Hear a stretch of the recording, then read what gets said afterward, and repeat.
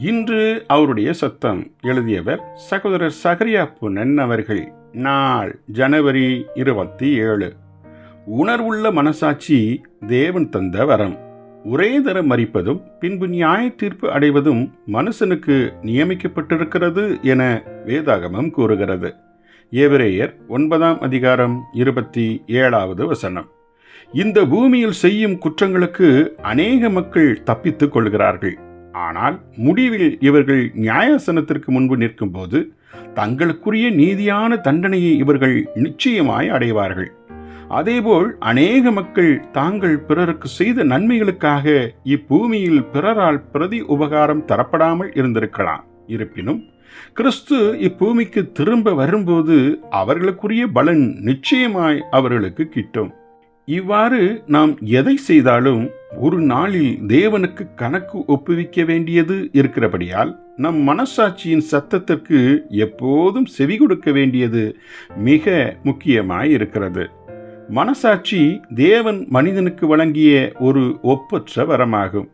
இந்த வரம் நம்முடைய சரீரத்தில் நாம் பெற்றிருக்கும் வலி என்ற வரத்திற்கு ஒப்பாகும். இன்று அநேகர் வலியை தொந்தரவு தரும் ஒன்றாக எண்ணுகிறார்கள். இந்த வழி நம் ஜீவியத்தில் எத்தனை ஆசீர்வாதமாய் இருக்கிறது என்பதை நாம் உணர்வது இல்லை. வலியின் மூலமாகவே நம்மில் ஏற்படும் ஏதாயிலும் ஒரு சுகவீனத்தை நம் சரீரம் எச்சரிக்கிறது. நம் சரீரத்தில் நோய் உண்டாவதை அறிவிக்கும் முதல் சிக்னலாய் வலி இருக்கிறது. இந்த வலி இல்லாத பட்சத்தில் நமக்கு வியாதி இருந்தால் கூட அதை அறியாதவர்களாகத்தான் இருப்போம். இந்த வலிக்கு ஒப்பாகவே மனசாட்சி இருக்கிறது. நம் மனசாட்சி சொல்லுகிறபடியால் தான் நாம் யாவரும் நம்மை பாவிகள் என அறிந்திருக்கிறோம்.